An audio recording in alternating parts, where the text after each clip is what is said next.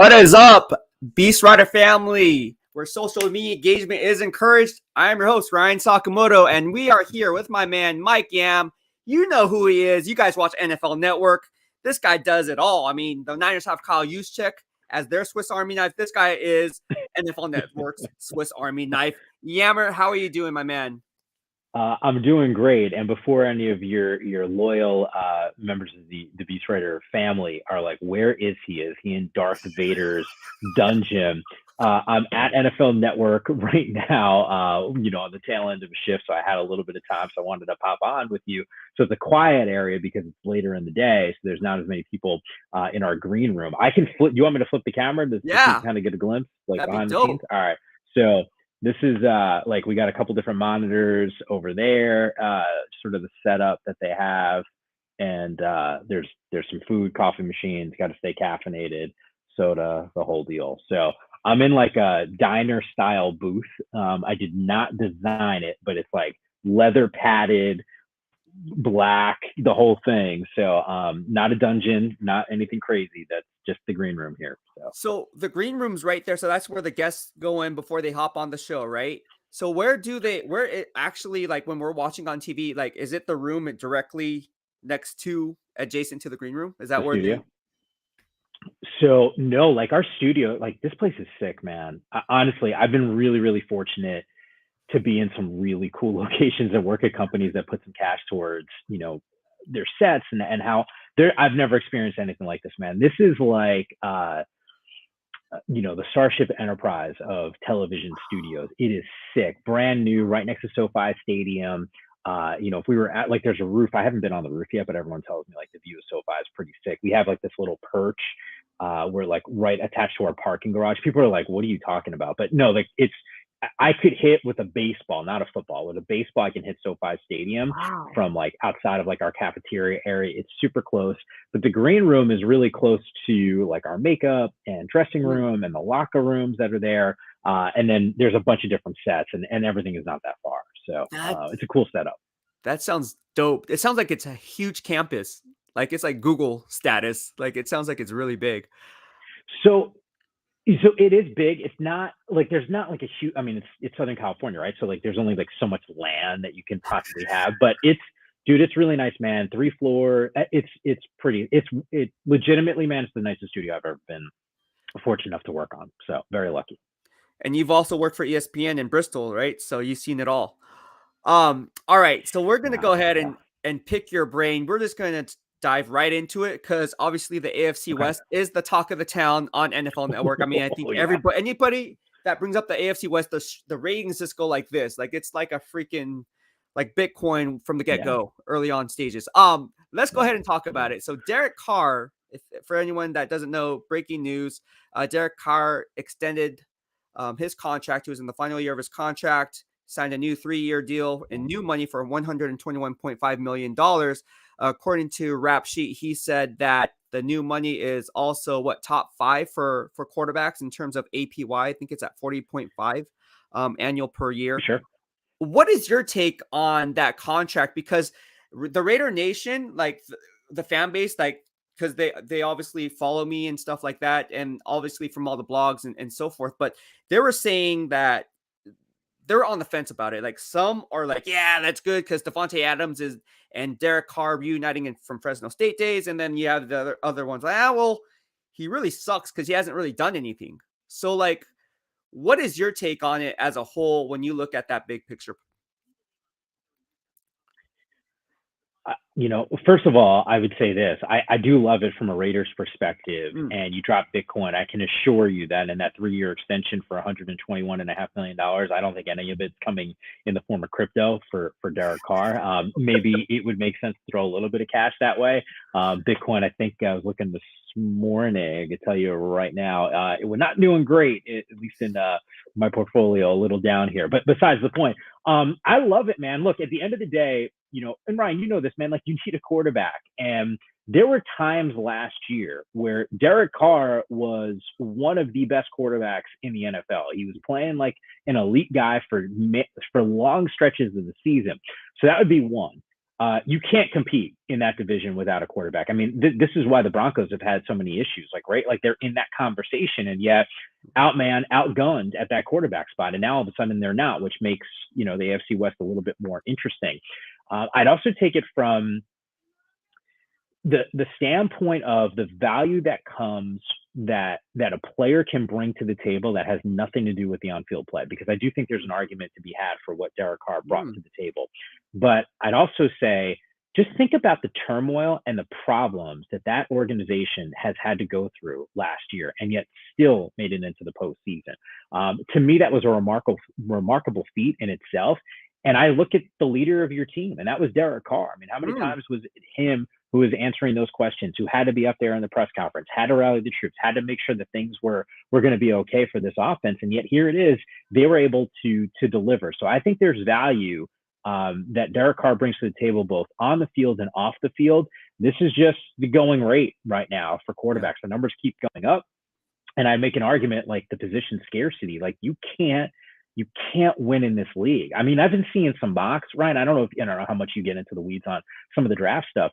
If you looked at the mocks 2-3 weeks ago, we weren't talking about 3 quarterbacks, 4 quarterbacks in the first round. Yeah. The latest mocks, like last week I was doing a show, and now all of a sudden some guys have 4 quarterbacks in the first round. Oh, okay, like still kind of crazy to me. And now I was looking at a mock today, and we're talking about multiple picks in the top 10 or 15. So if that goes to show you just how valuable that spot is and how important it is to solidify it, and the Raiders have a guy in a division where you need a guy, it makes a lot of sense to me. That's a great points. Really interesting. I like how you talked about the dynamic off the field. And I think maybe because we're in the NFL media that we see that side of it, because we're in that locker room. And a lot of the things that we see from a fan's perspective is we only see what's on TV. We only see what's on the field. But behind the scenes, like when crap hits the wall, I mean, these guys, even though they're grown-ups, they're professionals and they handle their business how they handle their business.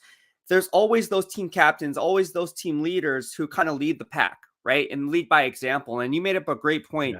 The Raiders were going through a lot with the whole Henry Ruggs situation, John Gruden situation. I mean, the list goes on and on and on and on. Yeah. And for him to kind of rally that team, like you said, to your point, you got to give Derek Carr a lot of credit, because a lot of that stuff, you can be a good football player and not have the respect of your teammates. Right. And I always go back to that movie Draft Day and Bo Callahan and so forth to put it in, perspective, kind of. I mean, it's kind of like out there, but yeah, it makes sense. So I like that.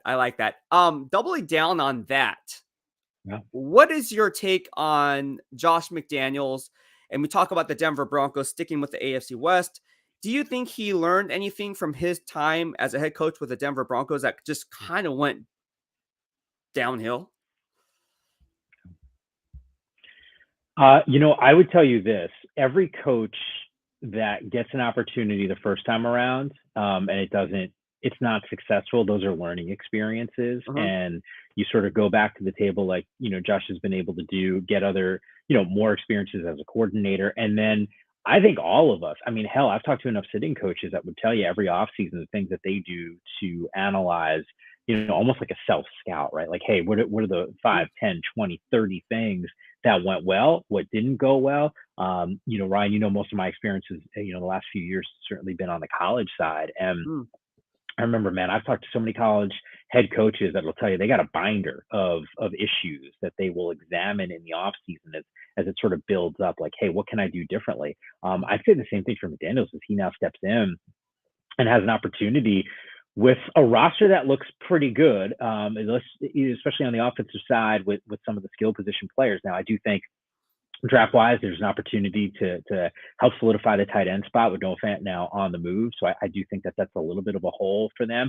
But they got some pieces in place. I'm less concerned about him taking over. I like the fact that he's had some experience and quite honestly is kind of failed in those things. Like, not everyone comes out of the gate in that first time and you go, oh, like absolute superstar stud. Now, I do think the Belichick tree, we've seen some of those guys end up going back to New England. And I don't think there's anything wrong with that. But to me, to re-examine and then learn from some of your past issues, like I actually think that makes you, gives you an opportunity to be a better coach next time around.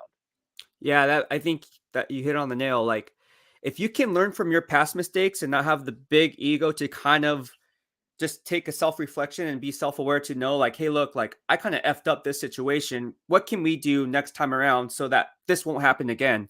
A lot of times, the coaches that I spoke with, Sure. they have those, how do I say this? They have their set regime. They have their set um, tool set, if you will, in terms of what they like to do, how they like to prepare, and how they like to coach their players. But at the end of the day, it's like you always have to adapt. You can't use the same techniques that you were teaching, for instance, in a 3-4 scheme in a 4-3 base, and then expect that tweener or that outside linebacker, defensive end, whatever the case Sure. may be, to kind of play the same and then ask the same thing of them because that's the way you've been coaching and that's the way you were taught. I mean, you have to kind of adapt to change, right? You have to be adaptive to change. And I think Josh McDaniels is going to do a good job. I know this sounds crazy. I wouldn't be surprised if the Raiders came out of the AFC West. And that sounds crazy. It sounds crazy. But I don't think the Kansas City Chiefs are going to be that good this year. I mean, losing Tyrann Mathieu is a huge blow to them. The Denver Broncos are going to Wow. surprise. Yeah, I think Yep. losing Tyrann Mathieu is probably the biggest blow to that secondary because Tyrann Mathieu, in my grades, was graded the best safety in the entire NFL. I don't think the Chiefs are going to be as good as people think they are because you lose Tyreek Hill. These are big pieces. This is a lot. This is a lot that they're losing. Yeah. A lot of the game plan too, because what you can do with Tyrann Mathieu is you can disguise scheme pre-snap. If it's a cover 3, cover 1, if you're showing a 2 deep safety look, he can also do a lot of different things, kind of like an outside linebacker or a blitzing defensive back, whatever the case may be. So I think from a schematic standpoint, I think Spags is going to be in a tough situation because he doesn't have that guy on the back end. Now I know they went after Juan Thornhill. Maybe he can kind of take the reins, but you can't replace Sure. a Tyrann Mathieu. You can't replace a Tyrann Mathieu. You can't replace speed on the offensive side. Speed kills, and you can't coach speed. Tyreek Hill is the fastest player in the NFL. So yeah, with that being said, yeah, you made great points on Josh McDaniels. I think he's going to be a great. I'm excited. I'm excited for him. But anyways, we're going to go ahead and talk about the AFC West, and let's see here. We lost Yammer right here. Here he is. He's back. Yeah, Yammer. my bad, man. My internet went down. I was listening to what you were saying just about the Chiefs and some of the issues that you think they might have defensively. I'm with you there on the job that Spags is going to have to do because you actually saw some issues earlier in the year to start the season last year where they were having some breakdowns defensively. I don't know if I would say that they're a team that can't win the division. The success that they've had over a longer period of time, I think, speaks for itself. So I would lean on them. I'm with you. With McDaniels now with Vegas and sort of solidifying that spot with some of the tools and the tool shed, whether it's, obviously a happy Derek Carr who gets to play with his boy from college, which by the way is just so cool. If you could tell me that I could have a job where I get to hang out with my college buddies, like that would be absolutely amazing. But I'm with you, like across the board, you can look at the rest of that division and just how far off not many teams are. Like you can lump in the collection and that group and the quarterbacks together. I still look at the migration into the division. I think everyone talks about the offense, and yet I still look at some of the pieces defensively that have ended up in the AFC West. I mean, the thing is absolutely loaded. But getting back to your original point on McDaniels now with Vegas, I do think that there's some opportunities to solidify this offense so you could see some more consistency. And I think the fact that, you arguably have the best wide receiver in the game, Davante Adams, now in the fold, I do think gives them a different dimension with the pieces that are already in place. I mean, hell, you look at Carr, once again, who I thought at times was playing at an elite level with Waller, with now Davante Adams. Like that's as good of a top 3 as there is, not only in the division, but in the NFL. Great point. And I wrote something on my newsletter. Thanks to you. You told me you get Substack. It's doing really well. Yeah. Thank you. I appreciate that, my man. So I talked about Derek Carr and something that's kind of unfair in terms of like, in my opinion, I think games are won down in the trenches. And I think no quarterback can have success if you don't have a strong offensive line in front of you. If you look at that offensive line, that's going to be a huge problem. That's their Achilles heel on the offense side of the football.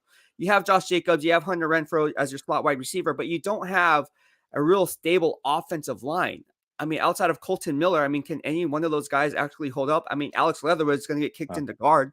So to me, I think the offensive line is going to be key in protecting Derek Carr, because at the end of the day, it's like if he doesn't have enough time to make those reads, he's going to look bad, and the fans are just going to, oh, here we go again. But it's like, nah, man, like the offensive line is not very good. Let's just keep it 100. So in that AFC West, when you have guys that you Yeah. that and the people that were coming at, I mean, the LA Chargers, they did so much on defense. JC Yeah. Jackson alone, number Yep. 3 in my grading system. The guy's a beast. I mean, he's going to do so well with Brandon Staley in that defense, and that defense. And then I wouldn't be surprised if Brandon Staley went after another cornerback to team up with Asante Samuel, who they got last year, and go after a guy like Derek Stingley. They might have to trade up a little bit, but I can see that happening because there's not too many missing pieces on that defense that you talk about in the AFC West. And again, Yeah. there's just a little piece here and a little piece there, and it's an even matchup. So I think the Raiders are going to surprise. I'm not sure they're going to win the division, but I wouldn't be surprised if they did, if that offensive line holds up. Look, and here's the thing. It's not like they're going to have an opportunity, Ryan, to dip into the draft to try to get one of those elite guys. I look at sort of the offensive tackles. Like, I don't know if I would call this class really deep on that side, and that's an issue. Remember, in that Devontae Adams deal, we're talking about trading, your first 2 picks. So if I'm not mistaken, they're picking like in the 80s and somewhere in like the 120s, 130s with that next pick. So that becomes a little bit of an issue to try to fill some of those gaps that you're referencing. Yeah, and then we talk about it, right? Let's just back up a little bit. So like, it always irks me on mock drafts because I see these mock drafts and I see people just plugging players in, but it's like, nah, man, there's more to it than that, because you have to know what each team is going to do in front of you in order to see, engage, and if that player is going to be available. And so I look at it, I think the Raiders hold the 86th overall pick, and I think a guy who may be around, and I know it's not a huge pressing need because they just signed Chandler Jones and they just inked Max Crosby to a long-term deal, but I like a guy like Myjai Sanders out of Cincinnati. He's not very good in run fit integrity, but he can rush the passer. So if one of those players goes down, your season is not lost. You're not trying to churn that next pass rusher because you already have somebody. And to be honest with you, Myjai Sanders can really rush the passer. I like what he does. He might miss times a snap count, but I really like him. So yeah, getting back to your point, it's going to be the AFC West. I mean, I love talking about the AFC West. Even Niner fans, not joking, dude. The Niner fans are like, well, what's going on with Russell Wilson and the Denver Broncos? And I'm like, wait, aren't you a Niner fan? I'm like, yeah, but Russell Wilson played for the Seahawks. I want to know what he's doing with the Denver Broncos. Do you think he's really going to do? Denver Broncos going to be dangerous. And they have arguably the best secondary in the NFL with Pat Surtain, who graded out number 2 in my grading system last year, even for a rookie. So Pat Surtain there, you have obviously Justin Simmons. I mean, the list goes on and on. I think they just re-signed Kareem Jackson to a 1-year deal. So when you look at that, the AFC West is going to be really, really fun to watch. All right, let's move on to the NFC West, because I know there's a lot of Niner fans watching this. It's kind of drama, but like, I don't know, everyone's talking about it, so we got to bring it up. In your opinion, why wasn't Jimmy Garoppolo traded? And do you think he'll be moved by draft day? Second question first. No, I don't think that happens. I think it makes sense to me that the Niners would wait till after the draft to see how things shake out. I honestly don't know what the market would have been for Jimmy ahead of the draft, just based off of the shoulder surgery. This is a guy that can't throw, if I'm not mistaken, till late June, early July. So I think that creates a little bit of a problem there. I'd also say this: there's a lot of value that Jimmy has to this Niners team being on this roster, even if he's not the starter and it's Trey Lance. Now, I know that's not a popular take because of the money that's involved in it, but Trey Lance did show in spot duty that he wasn't the most durable quarterback. And was that this Niners team is pretty talented, is one of the better teams in the NFL, and has an opportunity to get back to a Super Bowl. So I get it, really expensive insurance policy in Jimmy Garoppolo, but I do think there's a lot of value that's there. Now, what does that mean for a Deebo Samuel and his contract? Well, then if it's either one or the other, like it's time to move on from Jimmy. And I think the Niners have talked about that. But I think part of the reason why, Ryan, you didn't see Garoppolo traded is because there was so much movement with a lot of dominoes. And I think the teams that are still looking for quarterbacks need to ask themselves, Is Jimmy a long-term answer or is he a short-term answer? And if he's short-term, that means our focus needs to be on one of these guys in the draft. And if a team is not able to score one of the guys that they have an eye on, maybe Jimmy becomes a little bit more valuable. But I wasn't surprised that he wasn't traded before the draft, just based off of the health of that shoulder. I'll be honest, I was surprised. I was surprised that he wasn't moved. And the shoulder to me, yes, it's an issue. I think if you're a GM, you have to look at it and be like, hey, is this shoulder going to hold up? What's the long-term effects versus the instant gratification? And when can this guy return? Because as you know, quarterback, wide receiver rapport with the receivers, the timing, the new offense, all that takes time. And you learn that in training camp, OTAs, and so forth. So I understand that dynamic of it. I was just a little surprised simply because John Lynch is holding on to damaged goods. And I don't mean that in a negative way for Jimmy Garoppolo, because I do agree with you in the sense that I'm not sure that Trey Lance is going to be ready. And if he's not ready, you always have Jimmy Garoppolo to fall back on a Super Bowl contending team. What I look for in terms of, here you go. Last thing I heard you say, damaged goods for Jimmy Garoppolo, which, by the way, I don't disagree with you on that. There is damaged goods, and that is an issue. Like the value is not great if he's not healthy. So I think if he can get healthy, the value does increase. Look, if he would have been traded, Ryan, I wouldn't have been surprised by it. But I'd also say this: like, of the teams that have made some moves, what was the best option for the Niners? Like, I think the teams that have made the moves at the quarterback spot have actually done fairly well. And I think it's an easier sell. You know, if you want to make an argument about Pittsburgh, okay, fine. But, you know, Trubisky, they didn't pay him starter money. No. So I still think they're looking for a quarterback in the draft, right? Seattle, I think Seattle's clearly a team looking for a quarterback in the draft, but then you're talking about in the division, so that becomes a little bit of an issue there. Colts, I thought was a potential fit, but I think they did better with Matt Ryan, if I'm being totally honest there. And, you know, the Carson Wentz situation, I think, is just a weird deal to begin with. But the fact that he's back in the NFC, I don't know, like, there's a part of me that says maybe the value is more after the draft, depending on how this thing shakes out. Yeah, I mean, I don't know. I think Jimmy Garoppolo at this point is kind of like a sitting duck. And I feel bad for Jimmy Garoppolo from a personal standpoint, because he almost knows like the organization doesn't want him, and he's just kind of sitting there. And the double-edged sword of that is the veterans do want him there. The players do want him there on that 2019 Super Bowl contending team. They want him as their quarterback. Why? Because if you're looking for the future, the best predictor of future behavior is past behavior, and past behavior will tell you that nostalgia in their minds is, hey, look, Jimmy Garoppolo can get us to a Super Bowl because he done it before, and he got us to the NFC Championship game. Now, is he the reason why? No, you obviously running game and defense and so forth. But Sure. it's going to create a toxic locker room dynamic, Yammer, if he's there. And I think that's not good for Trey Lance's progress. I mean, what is the kid, 21 years old? Agreed. At 21 years old, I didn't know what the heck I was. I mean, I couldn't even ride a bicycle right? I'm joking, but you know what I'm saying? Like, he's 21 years old.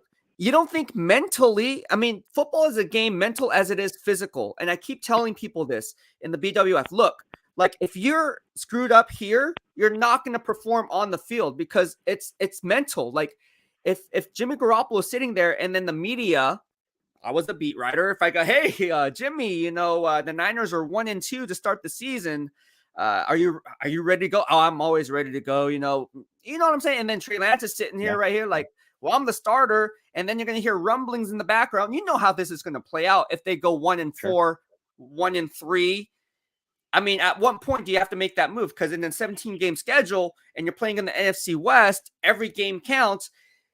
I can see it being a toxic locker room dynamic. And that's why I think it's in John Lynch's best interest to just wipe his hands clean, take his losses, and then trade Jimmy Garoppolo if he can find a trading partner that will accept whatever deal that Jimmy Garoppolo and John Lynch can, agree upon. But I like your take, and I think I know where you're going with this when you say even though he's an expensive insurance policy, because what he brings to the table is a standard level of professionalism, both on and off the football field.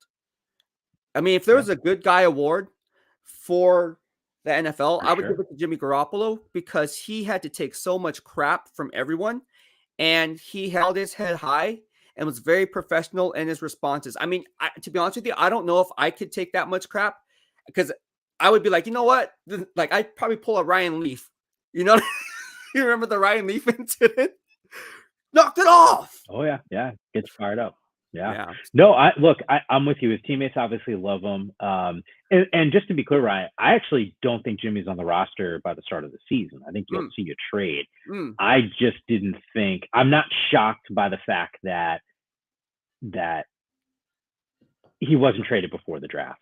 I think there's a lot of time before the season starts where you see a potential move.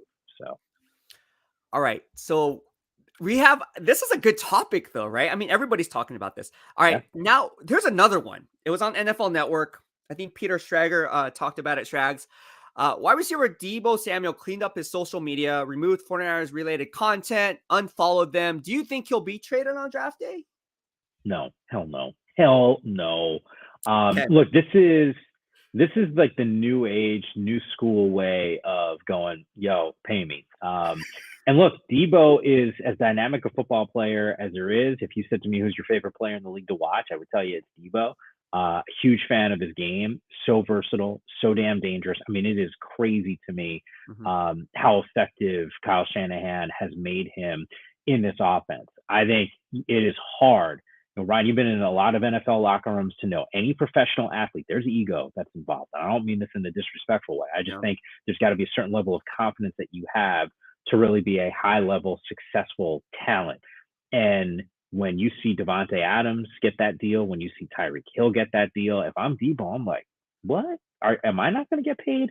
So I think scrubbing the social account is just how things go nowadays with some of these players. I do think you end up seeing, though, Deebo get paid, and maybe a lot of it is going to center on Jimmy and unloading that salary. Good point. Yeah, they can't really do anything, like you said earlier, until they move on from Jimmy Garoppolo. And if they had to pick the two, obviously, I think we know who wins out there.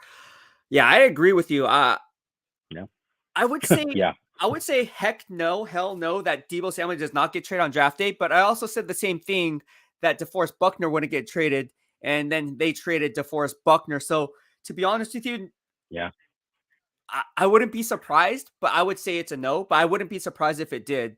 If you look at, I mean, there's 8 teams that hold multiple round 1 picks. A lot of those teams need wide receivers.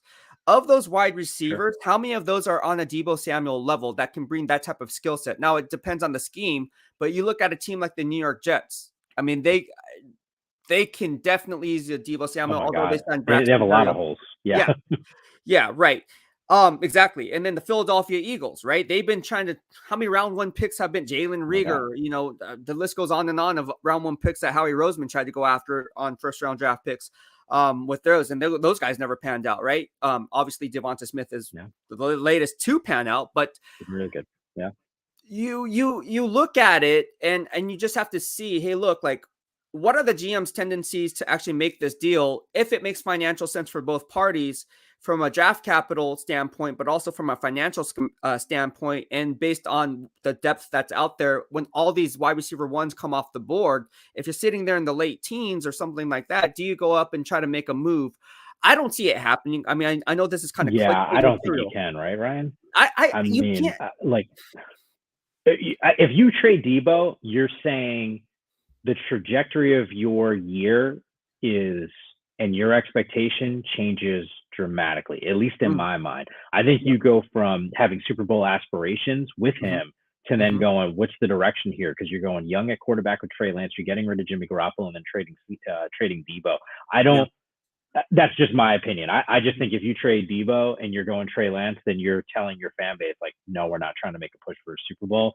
And candidly, I think the roster is good enough with Deebo that you can make an argument that they could potentially get there. So I would be shocked if Deebo gets moved. Absolutely shocked. Yeah.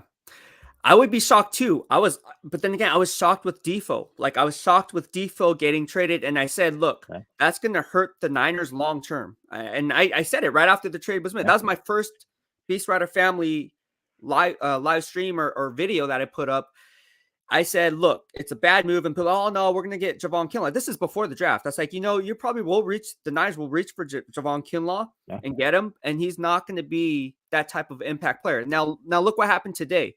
Who's in the AFC West? Let's go back to the AFC West. DJ Jones is now in the AFC West, dude. Like, he was the best run stuffing, three down run stuffer that the team has outside of DeForest Buckner when he was on the roster. Now you lose your one and your second best run stuffer on the team, and you're filling it in the blanks and hoping like these guys with high potential can actually pan out. And now I'm not saying Javon Kinlaw is not going to be a good player, but I mean, he's entering year 3 now, and what has he shown for it? Like, I mean, come on, you're basing it off potential, a guy who is an athletic freak, but yet can't stay on the field. And so I'm not saying that he's not going to be good. Well, go ahead. No, I'm with you, but I think if we go towards the draft, I think a lot of general managers and scouts are saying the same thing about some of these guys that they're considering taking, right? And that is, what do I think, what your ceiling is, what your floor is, how do you assess some of these guys? I mean, it's kind of fascinating. We've been having this conversation internally here, and I know it's made air a couple times, but Aiden Hutchinson not going 1. And the Jags thinking about Trayvon Walker. And, it's interesting, it's the tantalizing skill set and athleticism for a guy at that size who can do the things that Walker can do.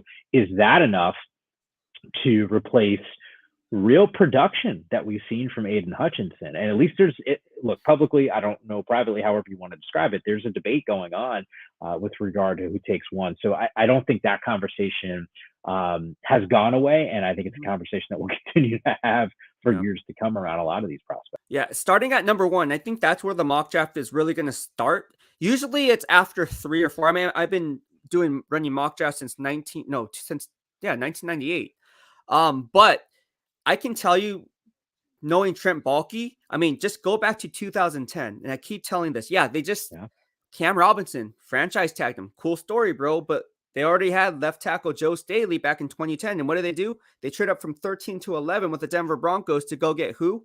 Right tackle Anthony Davis. And then at pick number 17, their second first-round pick, what do? Get the throwing Samoan, Mike Iupati. So his MO was solidifying that offensive line. You look at what they have to do this year, they still have to solidify the offensive line.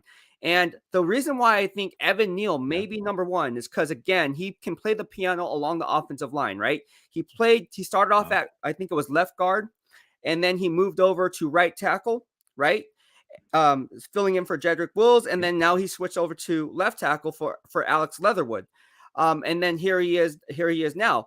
So for me, I think that knowing Trent Baalke the way I know Trent Baalke, I wouldn't be surprised if Evan Neal went number 1. And I know Mel Kiper, Todd McShay, I've seen all the drafts, Daniel Jeremiah, move the sticks, Bucky Brooks. They don't have Evan Neal number 1, but I currently have number 1. I don't have Aiden Hutchinson number 1. I'm moving off Aiden Hutchinson. I think it's going to come down between 2 players. I think knowing Baalke the way I do, I'm just going to go roll with it. I'm going to say Evan Neal or Trayvon Walker. And Trayvon Walker, simply because I know Baalke loves versatility, and I know that he loves arm length, and I know that he loves Trayvon Walker's skill set, simply because I graded every single snap of Trayvon Walker, and he reminds me a lot. And I think Peter Schrag said it too, of Aldon Smith. So I'm echoing his analysis there. But I see that kind of dynamic there. And if you remember when Aldon Smith was drafted back in 2011, that was one of those picks that was like, whoa, they got Aldon Smith. I mean, that was kind of a crazy pick, and we all saw how that ended up. So the draft is going to be fun. But who is your draft crush? Who is your draft crush? Do you have one?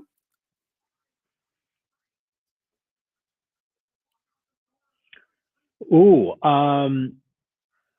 you know what? I actually do. And I don't know if I would have said this before. NFL Network sent me on some pro days. So a couple guys come to mind. I was in Seattle and in Eugene. So I saw Tim. Oh.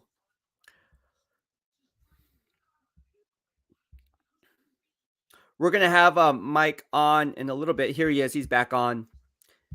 There you go, bro. You're on. You would think that this, I started, and if anyone's just joining this news, like I'm in the green room here at NFL Network, you would think the Wi-Fi would be better than it is. And it's the 3rd time now the signal is cut out. So I apologize.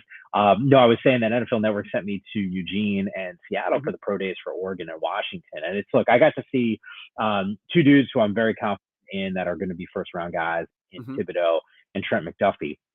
I think a guy that could sneak into, and by the way, McDuffie, I absolutely love. Would love to see him.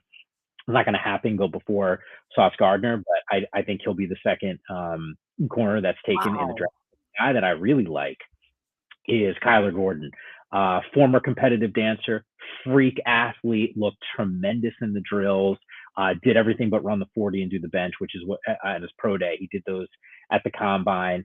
Both of those dudes from Washington are guys that you want to be around. And from a team leadership standpoint, both of them grading in the top in terms of PFF coverage grades. Gordon saw a lot of action. You know, when you're opposite Trent McDuffie, you're going to see some balls your way, and he more than held his own. I do think he's got an opportunity to go into the first round. So, and by the way, because you were loving up Evan Neal, I will say this: I am hoping that he somehow lasts to the Giants at 5, because I do think that the Giants could use another offensive lineman, which would help in a big way. Because I'm from the Northeast, grew up a Giants fan, so I'm kind of hoping that that Joe Shane and company will.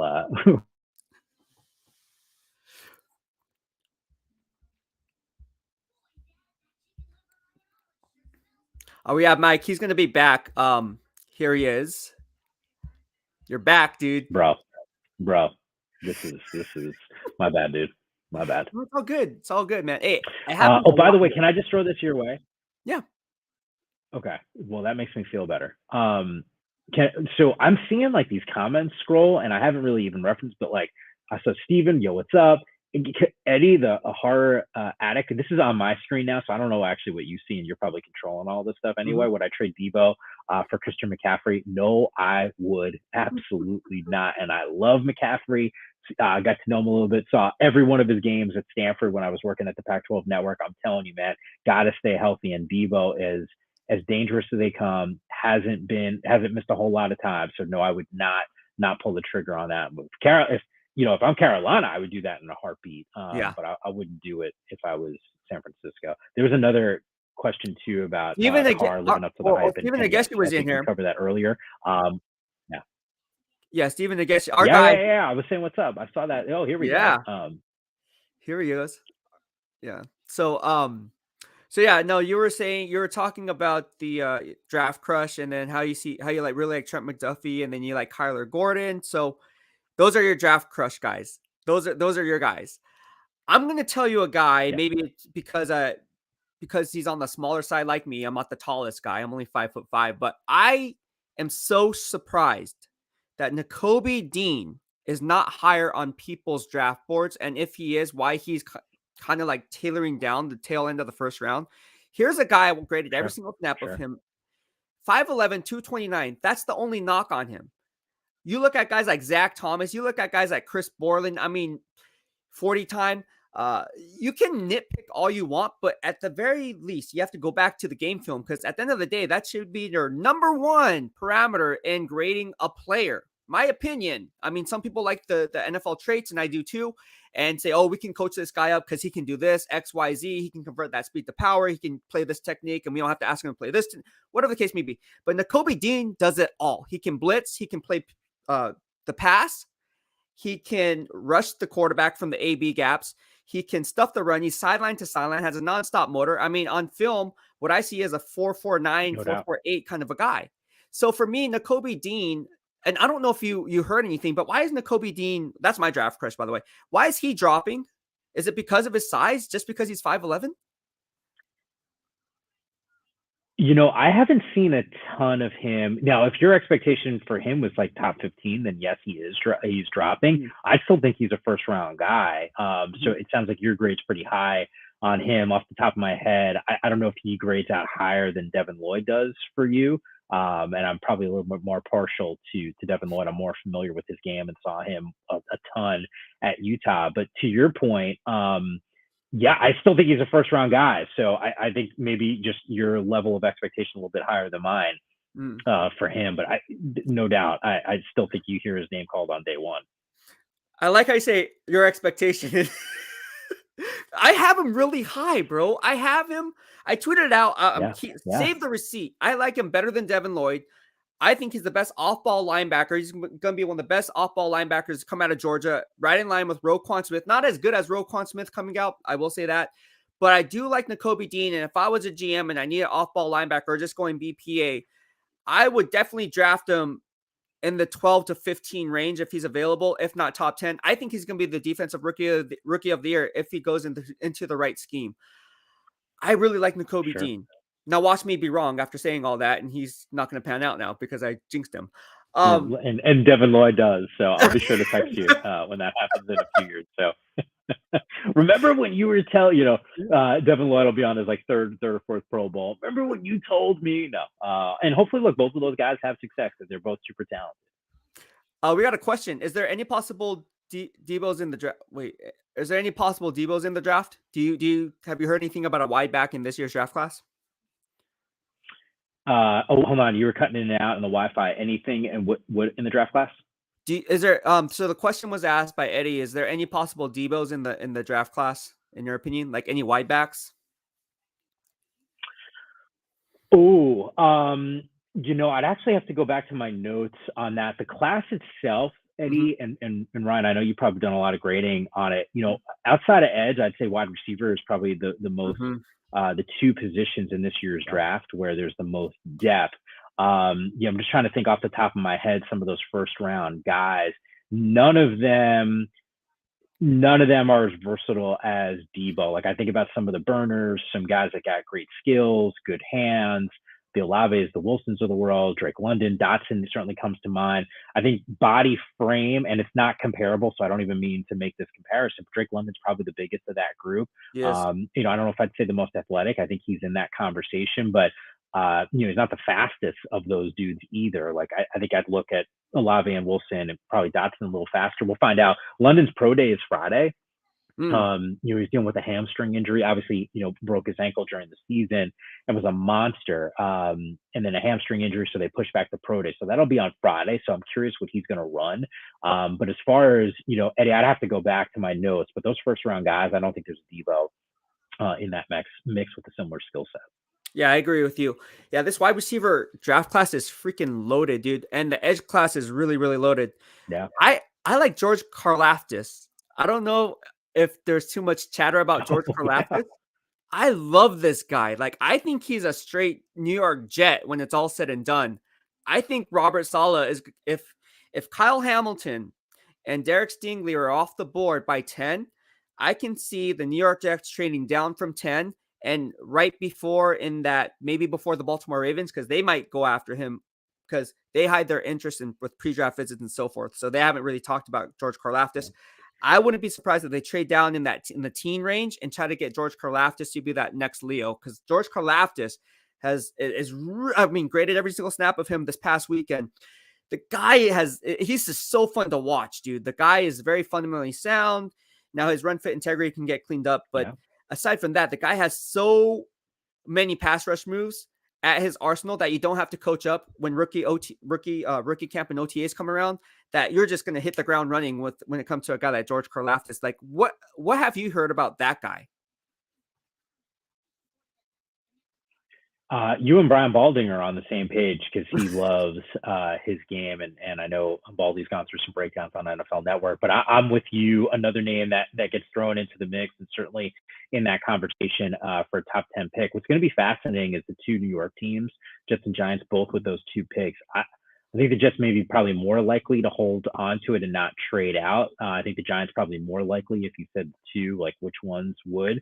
But I do think there's a world that exists where both of them try to go a little bit further down in the draft with a lot of needs on both sides of the football. But look, it would be a terrific pick if he is there when the Jets are picking with that second one. Do you think Garrett Wilson is going to be the first wide receiver off the board? I know, it's tough. There's a part of me that says yes. I've talked to two people now that have indicated they feel like Drake London is going to be that guy. Wow. I could see it going both ways. I would be a little concerned with the ankle, but think about it like this: dude misses 4 games, 5 games, whatever it was. Might even been more than that. I got to go back to the game log, and still was the conference offensive player of the year. I mean, that's how good he was. There was a stretch, Notre Dame, whatever, 150, 160, 170 yards, Utah, 160, 170 yards. I mean, like it was kind of like a video game. I think in that Utah game, he had 16 receptions for whatever, 160, 170. The Notre Dame game, it was like 15 receptions. Like he's a monster. So there's a part of me that wouldn't be shocked. There's a part of me that still might lean Wilson, though. I think. Ask me in a week. Yeah. That's really interesting. Drake London going number 1. I think what people like is his size, the eye candy, right? But then the guy is also a big player. I think he would help out in red zone efficiency and between the 20s and winning those 50-50 balls. So Drake London, like you said, to your point, I'm just echoing your analysis. He's the biggest wide receiver, so you can't coach that. Like if I wanted to be 6'2", sorry, Ryan Sakamoto, you're not going to be 6'2". You're only 5'5", right? Like I can't help that. You know what I mean? I can only get so big this way, but like outside of that, I can't do anything this way. No, Drake London definitely is different from Jahan Dotson, Chris Olave, and Garrett Wilson in that he doesn't have a linear physique. And he's someone that if you're looking at it from a strength and conditioning standpoint, like I always like to look at that and say, hey, look, based on his frame, how much bigger can we get him in certain areas and certain body parts without him compromising any agility, any speed on the back end? And I think when you look at a guy like Drake London, you can kind of mold him how you want him.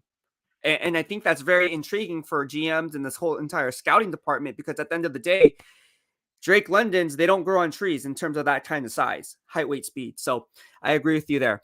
All right. No, so we're going to go ahead. They don't. Yeah, they don't.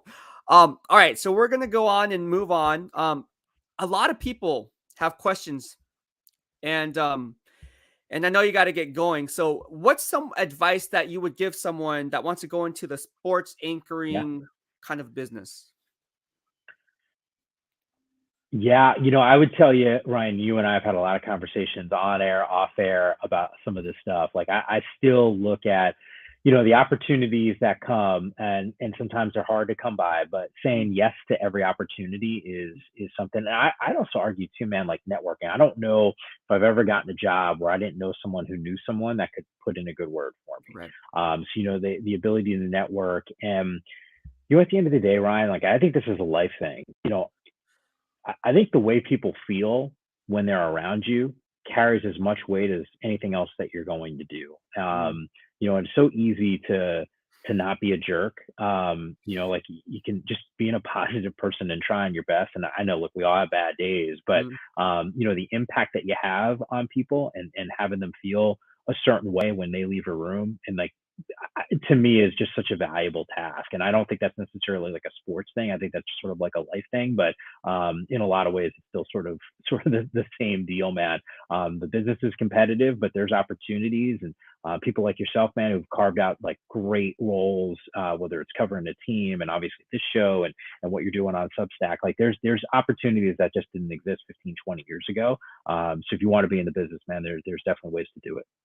Great advice. Well, that pretty much wraps up the show. Yammer, I had a good time with you. I know the BWF did. And thank you for your time and hopping back on the BWF. Appreciate it, my man. Man, absolutely. Always appreciate the invite. I'd stay with you for even longer, man. I'm getting text messages from my producer. I got to go record something. So I'm glad we got to hang for almost an hour at least, but always happy to join you, man. And hopefully we'll do it again real soon. All right. Thank you so much, man. Talk to you soon. Awesome. All right. That was my man, Mike Yam from NFL Network. You guys know who he is. He's recording something for NFL Network. He's at NFL Network headquarters as we speak. So let's go ahead and get to some of your questions. I was trying to click on every single one. Unfortunately, I'm not good at doing that because obviously we have other social media platforms here and we got to talk about that. So with that being said, thank you so much, by the way, for the super chat and super stickers, Daniel Jr. Middleton.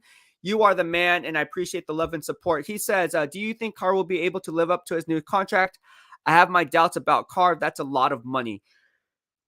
Well, in the description box, if you're watching on YouTube, in the description box, I have my BEASTwriter Plus newsletter. It's a subscription based, like Mike Yam talked about. It's on Substack, so you just subscribe to it, just like The Athletic. And I actually broke it down. Luckily, this one is free. So this is a free read for you guys, and you guys can have a 7-day free trial. So go ahead and read what I have to say on that. And then also you can see everything I had to say and the pros and cons. Look, he gives them the best chance to win. I mean, we talked about this weak quarterback draft class. It's really weak. It's not strong at all. In fact, I don't have a round one grade on any one of these quarterbacks. They're just going to be pushed up into the top 15 because obviously their teams are going to, every year, teams are going to be reaching for need. We had it this time last year with my man Jim Trotter, right? NFL Network. We talked about how all these quarterbacks, right? They just keep churning. How many really pan out? I mean, we ran it down, right? It's not very likely that these quarterbacks are going to pan out. Double down on those gains. How many of them have a round one grade in any given draft? I would be quick to argue that I don't think any of these quarterbacks have a round one grade in any given draft. It's only this draft class because this draft class is not very strong, and you have 32 picks that are in any given round, and the pick has to be made. You can't just be like, oh no, this guy doesn't have a round one grade, so we're just going to bypass him because we have a round two grade on this player. No, you have to pick the player. I mean, whatever. You just look on your vertical board and be like, hey, look, we're just going to go BPA and take the best player available. Well, you know damn well that when teams reach in the top 15, they're not looking at the vertical board. They're looking at what they have on their depth chart, which is not good depth. And they're looking, hey, look, this is a quarterback-driven league. We don't have a quarterback. Let's just roll the dice and just take a risk on drafting a quarterback that we think we can develop for the foreseeable future within that 4 to 5 year window. So when it comes to Derek Carr, I think he gives them the best chance to win. I think Derek Carr was given a little too much money, my opinion. I don't think he's worth top 5 money APY for, was it $48.5 million a year over the next, 3 years of that new money deal, 121.5, whatever the case may be. I think he was due 19.8 million for this final year of his contract. And then the new money rolls over the years after that. I would say they kind of gave him too much money, especially with the no trade clause. I don't like that. But at the end of the day, what else is out there? I mean, is the grass really greener on the other side? Again, look at the draft. Not much. Is Derek Carr better than Jimmy Garoppolo? Is Derek Carr better than Baker Mayfield? Probably a slightly better, but I mean, again, Derek Carr, what Mike Yam said, my man, he was talking about leadership qualities, right? Both on and off the football field. Obviously, Derek Carr has won that locker room over his entire career, has been with the Las Vegas Oakland Raiders, whatever you want to call it. And so here we are today. So I think Derek Carr, although I do believe they overpaid for him, you reunite him with Devontae Adams and you just kind of take the risk and roll the dice and say, hey, look, this is a much better risk reward for us as an organization than to delve outside and go after a veteran quarterback that's on the open market. So you kind of have to play that game. And when you look at it from that perspective, I think GM Dave Ziegler and Josh McDaniels made the right play overall in inking Derek Carr in the end. So that's my take on that. And thank you for the super chat and super sticker. I really appreciate the love and support. If you guys want to donate and show the love here on this YouTube channel and you like the info that we provide here on the BWF, please consider sending me a super chat and super sticker. Also, if you're like Daniel Jr. Middleton and would like to support us with our BWF swag that I'm wearing here, just go ahead and shoot me a message. I can get that out to you as well. And so, yeah, so that's pretty much the line of thinking that I have when it comes to Derek Carr. Now, we can go ahead and talk about the whole Deebo Samuel thing. I mean, I was fielding a lot of questions on the Deebo Samuel, Jimmy Garoppolo dynamic in terms of like what's going on with their current situations respectively. And it's like, man, like, what is John Lynch really going to get for Jimmy Garoppolo? Like, all these quarterback needy teams are going to be drafting the quarterback. Are they going to go after a guy like Jimmy Garoppolo who's owed 25, 26, whatever the, what is 25.2, 25.6, whatever that $1 million contract is? Are they going to really take on that contract and move him off the books? And then what? Like, what's going to happen? Like, I just don't see Jimmy Garoppolo getting traded for anything more than, like, let's say a day 2 pick. Like, I don't know. Like, who knows? And after the draft, if someone gets hurt, then yeah, let's say you have OTAs and someone, obviously the soft tissue injuries happen, or let's say someone fractures their foot. You see a lot of MCL sprains, ACL sprains, whatever the case may be. You can wear that blue non-contact jersey. Don't make a difference because a lot of ACL injuries are non-contact anyway. So let's say a quarterback's dropping back for a pass and kind of tweaks his knee the wrong way, goes inward or outward, whatever the case may be, plants on it wrong, and then boom. Oh, Jimmy Garoppolo is available. Let's try to swing a deal for Jimmy Garoppolo. I don't know. I don't know what's going to go on there, but it's going to be interesting. It's going to be interesting is all I have to say.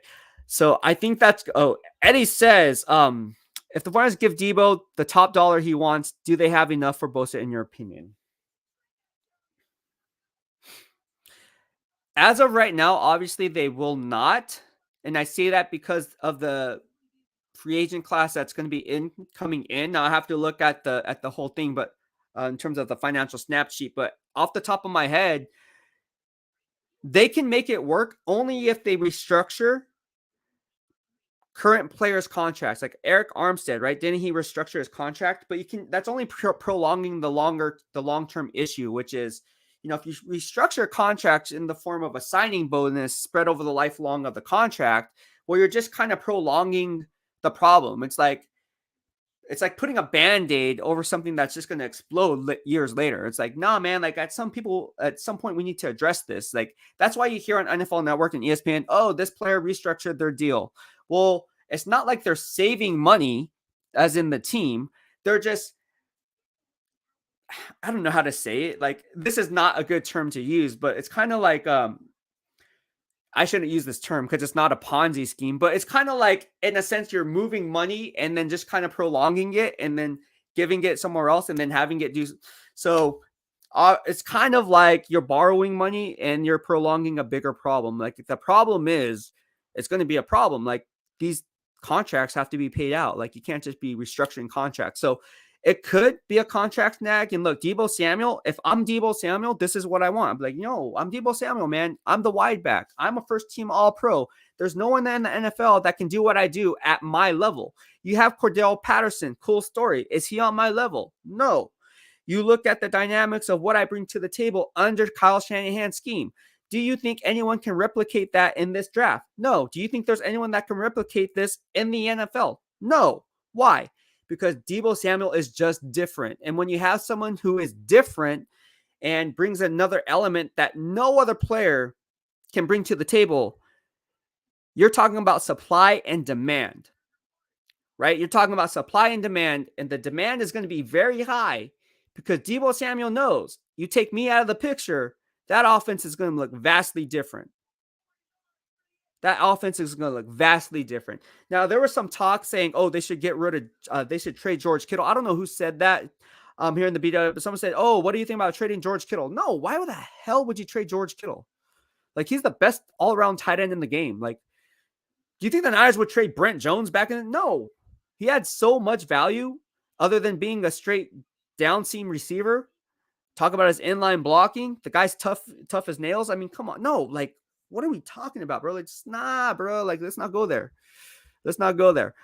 But when you talk about it and you talk about exactly Deebo Samuel's contract situation, and look, I brought this up 2 months ago. 2 months ago, I put up a YouTube live stream on it on Deebo Samuel and Nick Bosa and how Deebo Samuel, not Nick Bosa, how Deebo Samuel's skill set may create a contract snag. Predicted this 2 months ago here in the BWF. Cool story, right? Well, that's why you guys follow me, right? Predicting the future. These are things that I see. Ultimately, I'm with Yammer. I think a deal does get done, but I wouldn't be shocked if Deebo Samuel was traded on draft day because I was shocked when DeForest Buckner got traded, and that shocked the hell out of me, and I know it shocked the hell out of you. So, like, nothing's off the table when it comes to GM John Lynch. No one is safe. No one is safe in San Francisco because we all saw what happened to DeForest Buckner.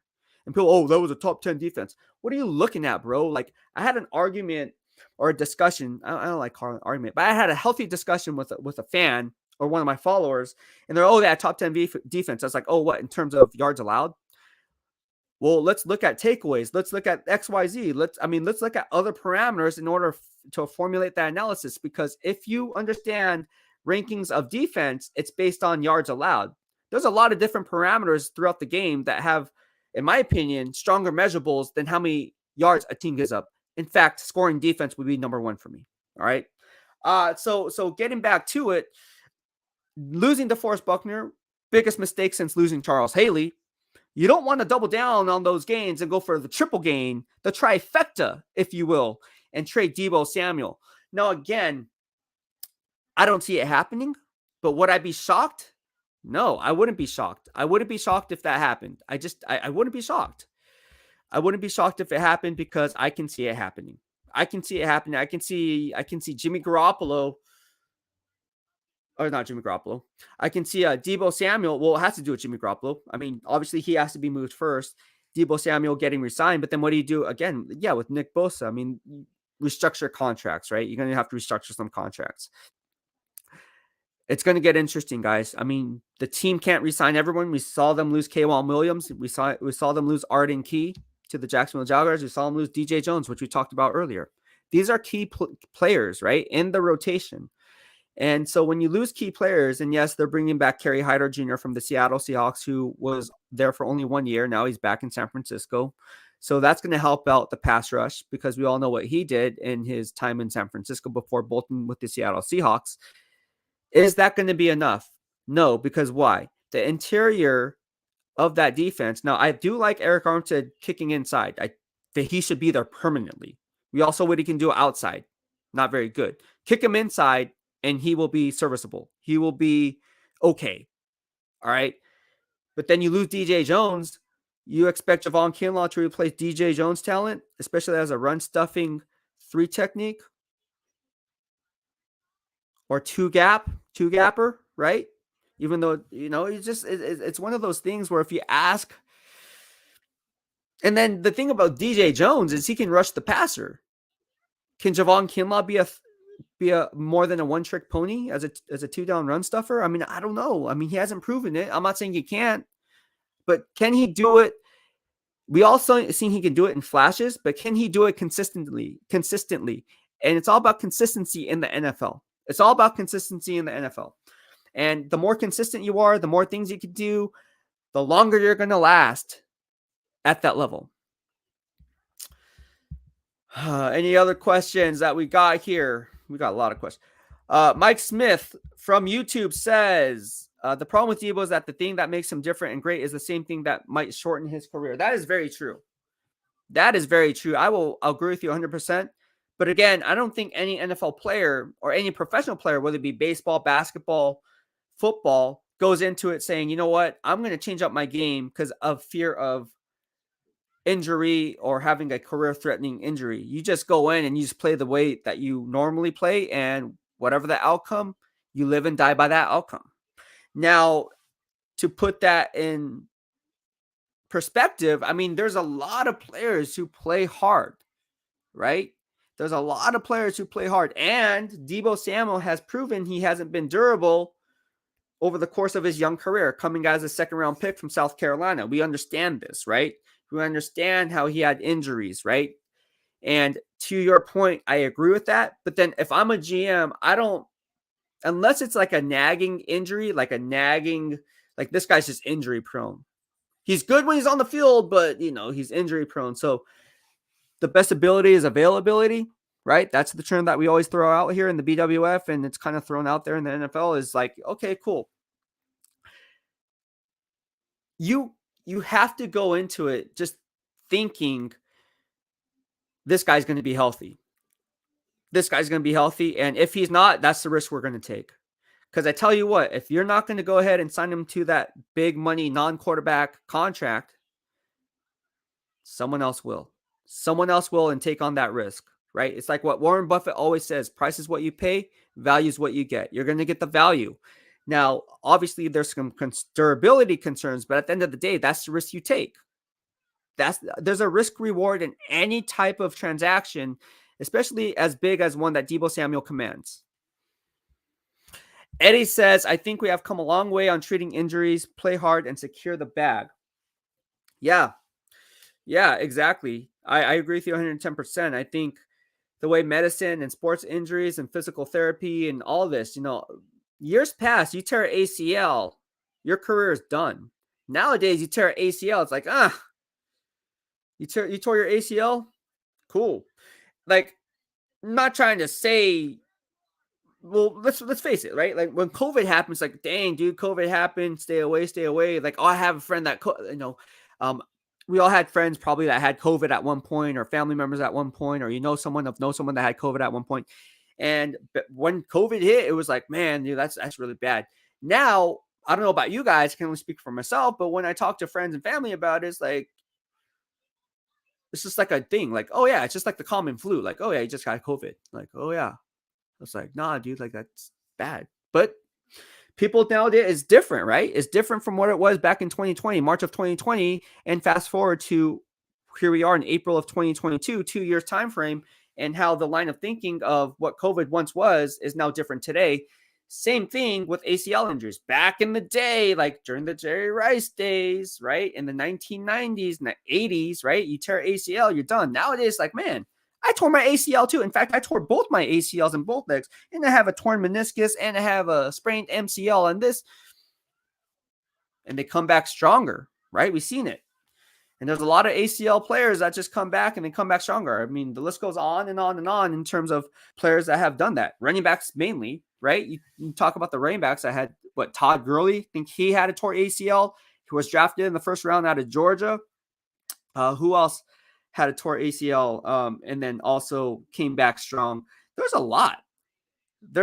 I have one off the top of my head. I can't think of it, but it'll come to me sooner or later. But yeah, ACL injuries, man, it's one of those things where it's kind of like, oh, you had an ACL injury? Me too. Cool story, bro. All right. Let's see. Do we have any questions? Stephen Nageshi, thank you so much for tuning in. Appreciate the love and support. All right. I think we're going to wrap up this live stream. I'm just going to get to some of your questions here on Instagram. I get a lot of questions on Instagram DMs. Crazy how you can't do live streaming. Well, not through StreamYard, through IG. That'd be crazy. That'd be crazy fun. All right, let me get to some of your questions. All right, you got some Raiders fans in here. They want to know what's going on with Derek Carr. They said, do you think Derek Carr's contract is good for the team long term? I mean, that remains to be seen. That's a great question. I don't know what the future holds, but I do know that Derek Carr gives them the best chance to win. And again, what is the instant gratification versus long-term gains if you roll in another direction, right? Because that's going to be another year of getting a new quarterback in the system and then having to learn and build rapport with that wide receiver, with that tight end, with that running back coming out of the flat, and obviously a whole entire new offense, right? So again, you take that into account and then you double down on those gains and you look at what's out there and be like, okay, in the draft, is there anyone worthy that we can bring up to speed in XYZ time to kind of replicate that type of production that Derek Carr brings? And I'm not saying Derek Carr is like by no means like, oh my gosh, he's the next greatest thing. Like he's a top 15 quarterback, right? Top 10, 15 quarterback, depending on where you want to rank him at. I mean, that's serviceable, right? That he's better than half of the league starting quarterbacks. That's pretty good. It's decent. It's not like great. It's not like, oh my gosh, I need Derek Carr on my roster, but it's like, look, dude, the guy's good in the sense that he's a top 15, top 10, top 15 quarterback. So with that being said, and you look at what the supporting cast that he had around him during his early years, he had some years where he had strong offensive lines. He had some years that he had weak offensive lines. And he had some years that he had offensive weapons and then no offensive weapons, right? Michael Crabtree, Amari Cooper over the years. I think at one year, I forgot what year it was. I think it was 2016 maybe. They both went over topped 1,000 yards receiving. So, of course, you have Darren Waller, then they draft Hunter Renfrow. So they have weapons. He has weapons. Yeah, Nelson Aguilar that one year before he moved on. I think it was to the New England Patriots last year or so. And then they also got Kendrick Bourne and Jonnu Smith and Hunter Henry. Gosh, how do I remember? I don't know, man. Crazy. But anyways, that's just kind of where I'm at. All right, I think I'm going to wrap up this show. Thank you so much, everyone, for tuning in. I got to take this phone call. Hope you guys had fun. And again, if you're not watching this live, please be sure to do so at the end. And also drop your comments. I always get the notifications here on YouTube. So just like Instagram or any other social media platform, I always get the notifications and I will respond to your messages. And also, if you have any questions, I will go ahead and answer them on my next YouTube video. Thank you so much on this Wednesday. I had a lot of fun. Take care for now. BEASTwriter out.